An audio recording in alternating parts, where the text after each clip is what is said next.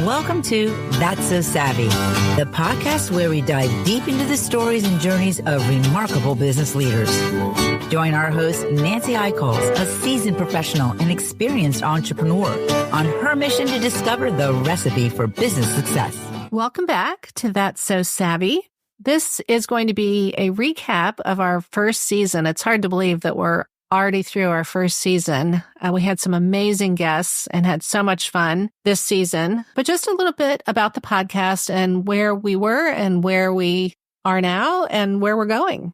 We started fresh with virtually no listeners, and we now have 3,000 unique listeners.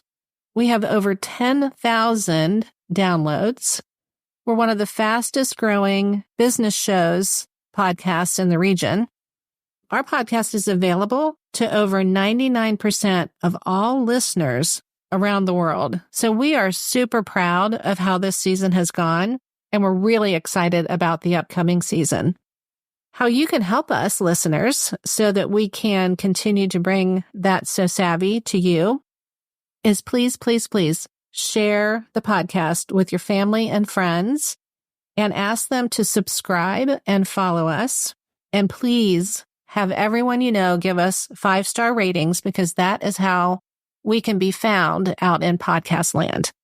So we need over 1,000 5-star reviews, and we're off to a good start, but you can really help us. And if we have 10,000 downloads, we can certainly get 1,000 reviews. We'll continue next season with more savvy guests, and we'll be talking about all kinds of different industries, all kinds of different ways to be successful. And we hope that everything that we share with you, every guest, motivates you in some way and gets you excited about sharing our podcast with other people. So we really appreciate you. We would also love it if you would go to patreon.com and become one of our subscribers through Patreon. We will be looking forward in the next season to creating some content that's just for you, our friends that are joining with us on Patreon. So what I wanted to do today is just recap the season, talk about our wonderful guests that we have had over this past season, and a little bit about what they're doing now, maybe a little bit of what we learned from each of those guests. So we started with Julie O'Neill, and she first interviewed me so that you could get to know me a little bit. That was fun. What I loved about that session was just having that conversation with Julie. She is a pro at interviewing, obviously, with all of her journalism background. And she dug some things out of me that I didn't expect. So I thought that was exciting. So if you want to go back and listen to that episode, I think that you'll hear a very fun conversation between two good friends, but two professional women who really appreciate each other's assets and qualities. So then I interviewed Julie. She has just had an amazing journalistic career, but most recently wrote the book Bold. And for anybody who is looking to make changes, have been in challenging situations, it is a great book that will really inspire you to just take those calculated risks and don't let anyone else stop you when you know what your heart's desire is and when you know what you really want to do with your career, with your life, with your relationships, whatever. Beginning of it. And the bold is yes, you have fear. It's how you lower the fear enough to get over it. And I liken it to when you look at the Olympics and the 100-meter dash. It's that beautiful finish where the one person edges through in that glorious moment, the chest out and the chin out, and won by 1/100th of a second, and everyone's to their feet. And then compare that to the pole vaulter. The pole vaulter just has to get the body up over enough and then flop down onto the mat below on his or her back. It's not pretty. It's just about getting up over it.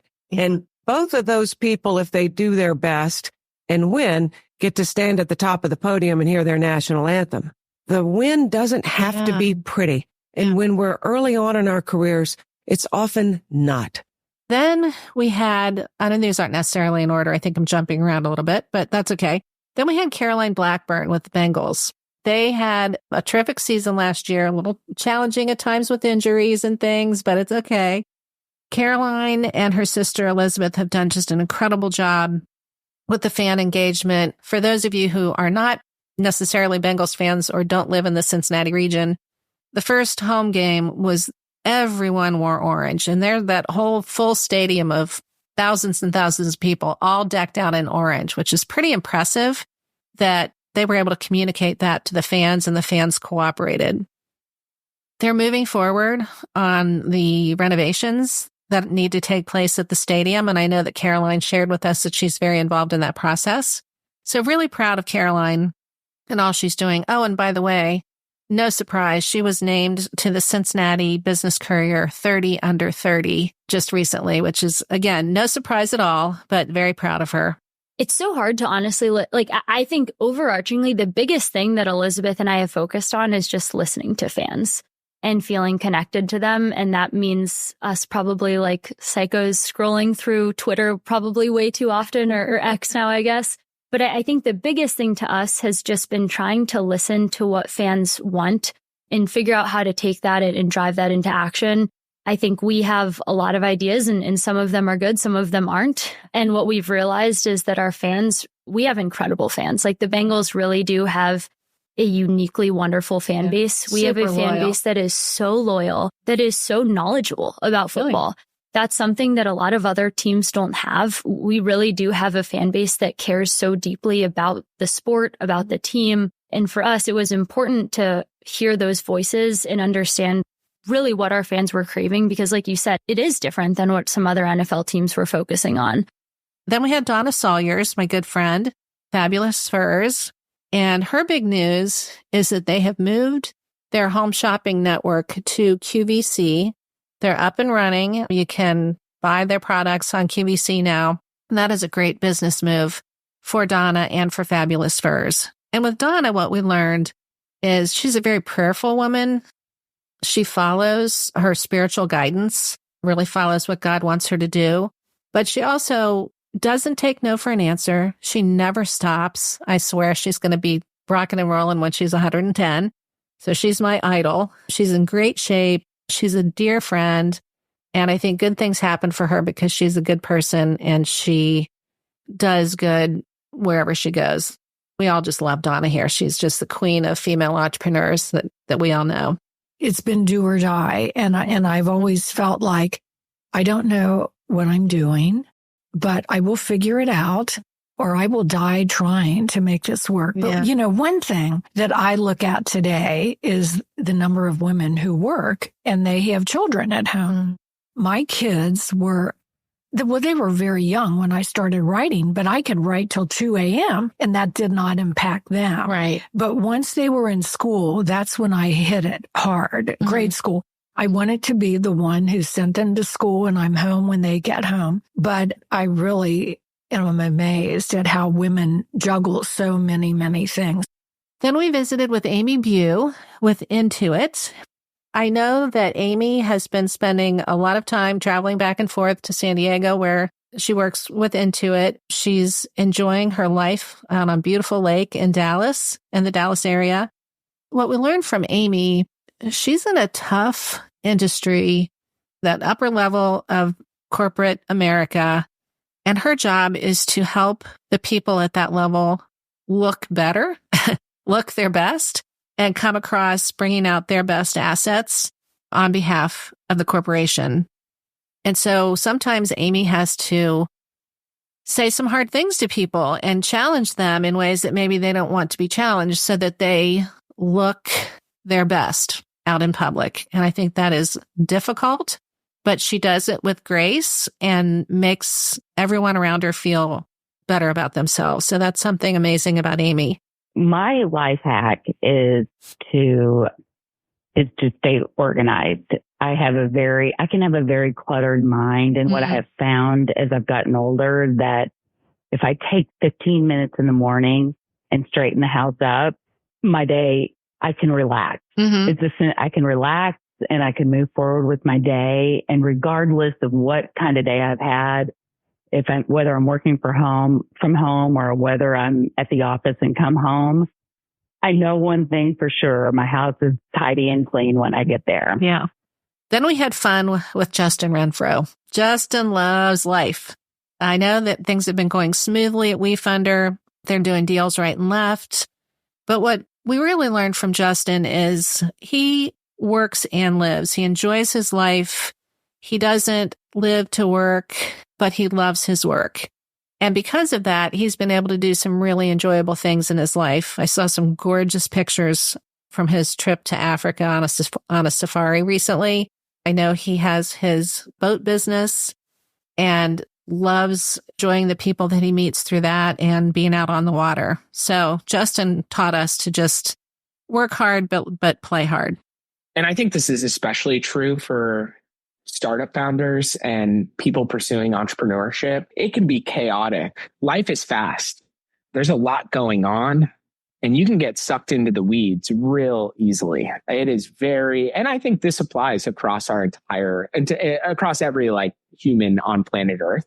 There's a busyness to life. And I think that technology and AI is just extrapolating the noise and the busyness and the chaos to a certain extent. And I think in our society, especially in the States and where we're at, it's so important to take a step back and take an eagle's eye view and have perspective and pull yourself out of the weeds. So whatever that forcing function is to get out of the weeds.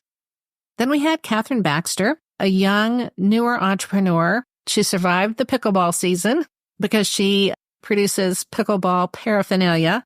I've had fun watching her Mattel Barbie deal grow.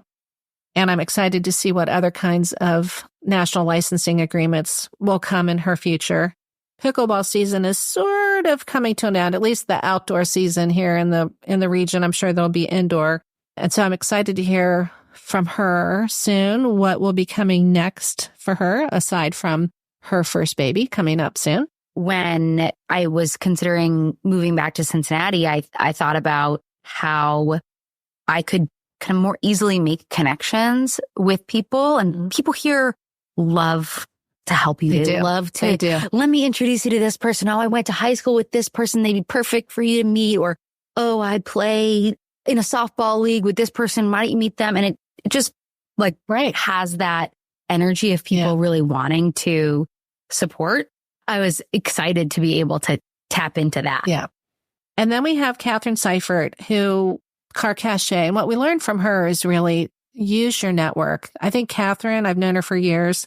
She has the best ability to use her network on her own behalf and on the behalf of others. I've been introduced to more people than I can count through Catherine, and she is terrific about maintaining her network, making it a give and take, a win-win for everyone.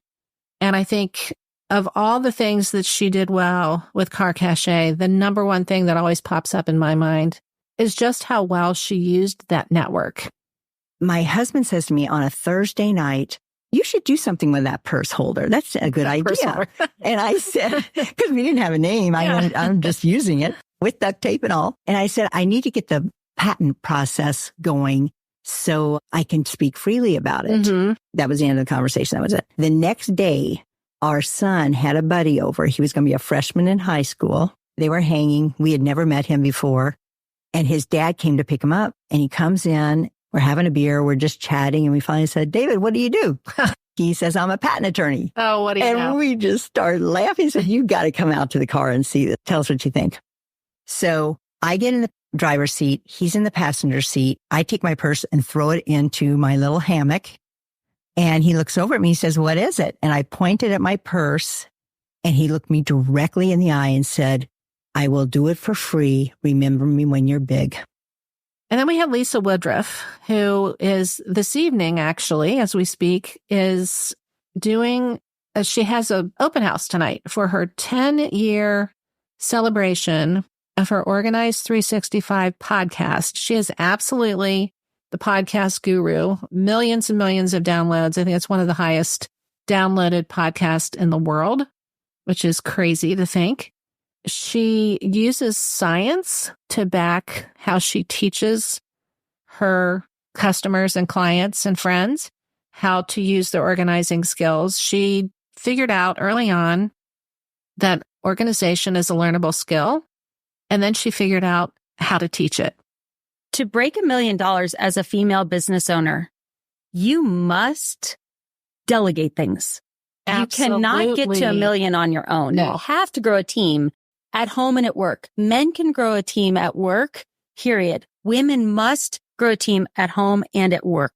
So the at home part means that hire somebody to clean your house first before you hire an employee, because then you have more time to do the service work or whatever you are doing. Yeah. And then the 2 hires I always say to do first in your business is a bookkeeper and a personal assistant. Mm-hmm. All 3 of these can be 5 hours a week or less. But once you have these people in place and then you level up and you start selling more, whatever it is you're uniquely gifted to present to the marketplace, more money will come in and you can increase those hours and then start to grow your team. But until you believe that you're worthy of hiring somebody to clean your house and someone to help you with the books and someone to help you with your email, you are going to cap your lid of success just sheerly on hours, not on talent. So those were my guests. I'm really excited to look forward to a new season of more guests and more different industries, more different ways to look at savvy secrets and savvy success. So I hope that you will join us for an early 2025 launch of season 2. And in the meantime, don't forget, download, follow, share like crazy, get your family, friends, coworkers, everyone to follow and download so that we can continue to bring you That's So Savvy into season 2.